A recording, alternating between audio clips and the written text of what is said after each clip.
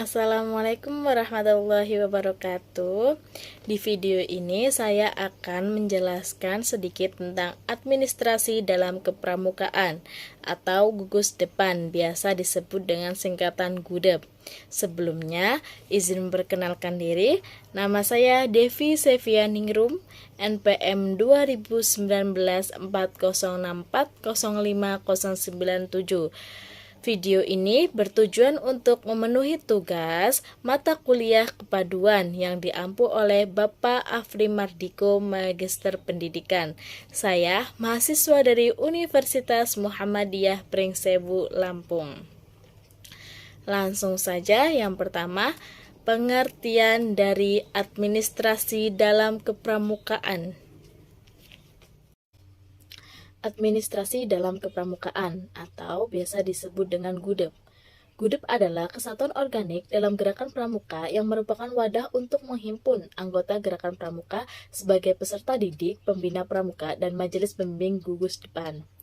Gugus depan dilengkapi terdiri atas 4 seseorang. Yang pertama, perindukan siaga berusia 7-10 tahun. Yang kedua, satuan pasukan pramuka penggalang berusia 11-15 tahun. Yang ketiga, ambalan pramuka penegak berusia 16-20 tahun. Dan yang keempat, satu rencana pramuka pandega berusia 21-25 tahun. Selanjutnya, administrasi gugus depan atau GUDEP adalah semua perencanaan kegiatan dan tata cara tulis-menulis dalam lingkungan gugus depan atau GUDEP. Administrasi GUDEP ini memudahkan pelaksanaan organisasi. Dalam hal ini, gerakan pramuka dan merupakan salah satu persyaratan yang harus ada jika ingin mengikuti akreditasi gugus depan. Selanjutnya, program kerja GUDEP.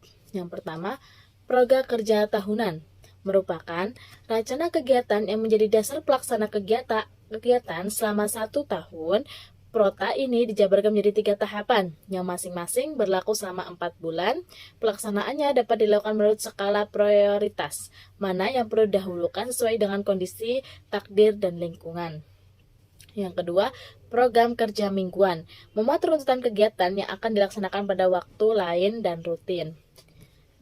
Selanjutnya ada pembukuan. Yang pertama, buku catatan pribadi peserta didik. Buku tersebut biasanya dipegang oleh ketua GUDEP dan harus selalu dimutakhirkan. Di dalam buku ini berisikan catatan pribadi seperti nama lengkap, nama kecil atau nama panggilan, tempat tanggal lahir, agama, tanggal masuk menjadi anggota gerakan pramuka, sifat baik yang perlu dikembangkan, sifat kurang baik yang perlu dihilangi atau dikurangi, kepemimpinan yang pernah dialami atau diikuti, dan peristiwa-peristiwa penting selama menjadi peserta didik. Disebutkan peristiwa penting, tanggal dan tempatnya, misalnya dilantik menjadi siaga mula, bantu, tata Garuda, naik golongan penggalang, dilantik menjadi penggalang, ramu, rakit, tetap, Garuda, dan seterusnya. Selanjutnya, observasi terhadap pribadi anggota, seperti kecerdasan, gotong royong, disiplin, kegembiraan, suka menolong atau membantu, loyalitas, kejujuran, inisiatif. Dan selanjutnya, kegiatan kepramukaan atau kegiatan lain yang pernah diikuti. Selanjutnya, penyakit gangguan kesehatan yang pernah dan atau diderita. Dan yang terakhir, mutasi anggota dan lain sebagainya. Yang poin kedua ada buku registrasi peserta didik. Buku ini berisikan tentang nama lengkap, jenis kelamin, putra atau putri, tempat dan tanggal lahir, agama, nama orang tua atau wali, pekerjaan orang tua atau wali, alamat rumah, anak keberapa, dari jumlah saudara putra atau putri berapa orang, golongan darah, sekolah, bakat, dan hobi, hal-hal yang perlu diperhatikan, kebiasaan, kesehatan, bahasa yang disukai, dan lain sebagainya. Selanjutnya, pengalaman dalam kepramukaan bagi peserta didik, penyandang catat perlu dimasukkan jenis kecacatannya, dan lain sebagainya. Dan yang ketiga ada buku induk, keempat ada perencanaan latihan mingguan, kelima ada buku absen, keenam ada buku kas keuangan, ketujuh ada buku inventaris, kedelapan ada buku agenda surat masuk surat keluar, kesembilan ada buku ekspedisi, yang ke-10 ada buku log atau catatan peristiwa penting, dan yang ke-11 ada buku tamu. Selanjutnya, surat menyurat keluar atau masuk. Surat adalah suatu alat penyampaian berita secara tertulis yang berisi pemberitahuan, pernyataan, permintaan, dan lain-lain kepada pihak lain. Surat menyurat adalah kegiatan pengadilan arus berita baik tertulis maupun lisan yang timbul dari adanya pencatatan, laporan, perencanaan atau program dan keputusan yang memungkinkan adanya permintaan, penjelasan, penambahan, kekurangan-kekurangan atau perubahan-perubahan. Surat menyurat dibagi menjadi dua. Yang pertama, surat masuk.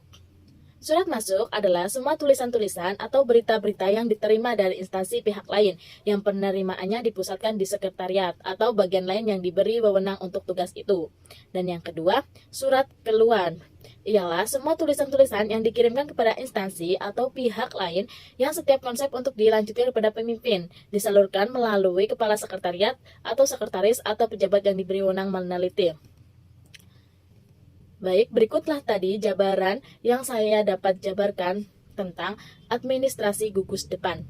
Apabila banyak kesalahan atau salah-salah kata, saya mohon maaf. Saya akhiri. Wassalamualaikum warahmatullahi wabarakatuh.